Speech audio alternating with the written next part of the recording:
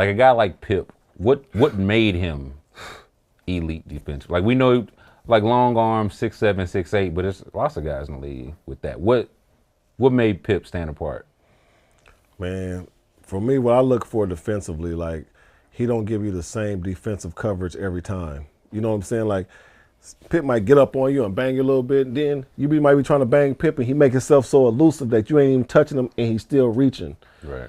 He's 6'8", long arms. He got these big ass hands. You know what I mean? Huge hands. Like I'm talking, you give Pip a handshake, he all up here on your wrist. Elbow, you know what I yeah. mean? Like it's crazy. You know what I'm saying? And you know, like if like back in my day, like if you was really chill, like before Brian really came through, if you were chiseling out a wing player, it looked like Pip.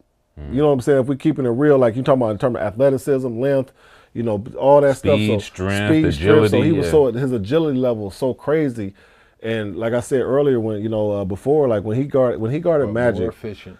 The way he guarded Magic, and he was just giving him so many different looks. And every time Magic, you can just chill and have you on his hip. Pip was down low, he getting up in there. You know what I'm saying? Magic trying to put that hip on him. He ain't really touching him. Early '90s finals. You know what I mean? All that type of stuff, and then you got to watching him. You know, he took the challenge on everybody, even when stars like Grant Hill and all those guys was coming through. And just every night he was taking the challenge, and that just made him tough for me. And then when I got a chance to play with him, he was probably about 35 when he got to us, about my mid-30s. He was a lot older, yeah. but he kept his body in shape. He was still good, and it was like I was like, oh. And guys like him and Stacey Augmon and those type of wing players that's long and lanky, man, them guys it's tough to go against them because you can't really, they don't let you feel them.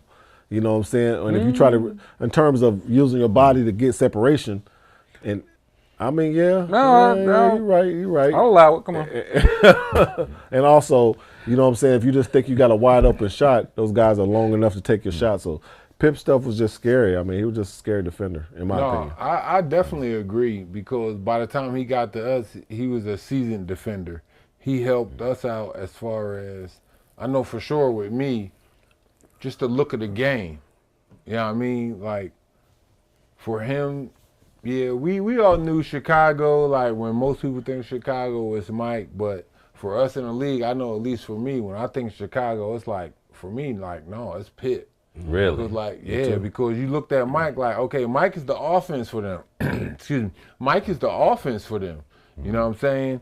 But Pip is the motherfucking defense. Pip is the one that was holding down. I would say he was one of the few wing defenders who was, as we just mentioned a second ago, an anchor. That catalyst, that anchor, for that defense. So it's like, and then again, as Bonzi said, night in, night out, like he had to guard a lot of talented ass niggas, dog.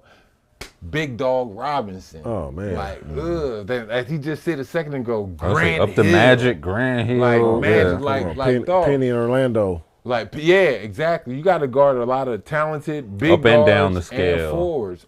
Night in, night. Ron Harper Sr.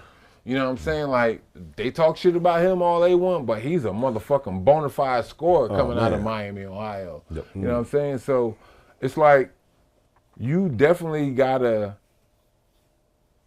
defense is going what makes you be remembered in this game. But you definitely gotta bring it when you're talking about great teams and when you're talking about great offensive players. Because as you just mentioned, Bonzi, as you mentioned not too long ago, talking about Joe Dumars as that wing perimeter defender. Yeah. We all knew him as that shutdown wing.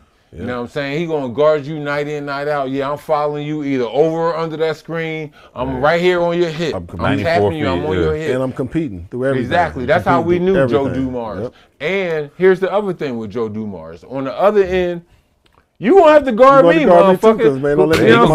I do got that sweet ass Jimmy. I do got that game. You know what I'm saying? That footwork as far as they come to the wings 100%. and all that. So it's like, both sides. So it's like, damn. Again, it boils back to what we were talking about before.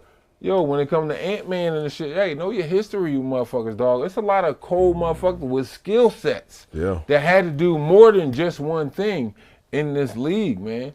Like, you got to look at it.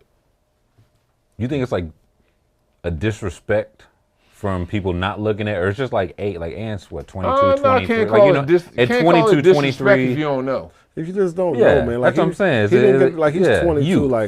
Like we got youths. we got kids that's age and Youth. stuff. We got kids that age, and then we be looking at them fools like, man, y'all just don't get it. But they ain't for them to get it. It's almost like when we were coming up, Not at that age. that we yeah. really knew, like anything before pre-Dr. J, I don't remember them guys 'cause I wasn't born. But my dad and them would tell me like, man, you just don't know, boy. Boy, can you tell just you don't know, shit. boy, I'm telling you, that boy, Connie Hawkins and all them bad boys Right. and all this stuff. And I'd be like, Pops, man, look his number, he averaged 27. I'd be like, man, that was back then. You know what I mean? I'm kind of hating a little bit, not Right. knowing, not understanding what it was he was talking about. And then when you get to, and you'd be like, oh, so and then the evolution of those guys' games, you see them in the 80s games and the 90s and 2000s. Like you'll see bits and pieces of everybody's game that came before you because that's all we had before the internet. All you had was a chance to really watch somebody, see a move they do. Okay, let me go mimic it. Let me try something. Wasn't no Everybody, training. you wanted to be your hero. Yeah, you wanted to be your hero. So yeah, it was man. Remember to use promo code Sheed when you play. Don't forget to subscribe to Sheed and Tyler on Apple, Spotify, button. YouTube, wherever you get your podcast. Follow us on Sheed and Tyler Show on Twitter and Sheed and Tyler Show on Instagram.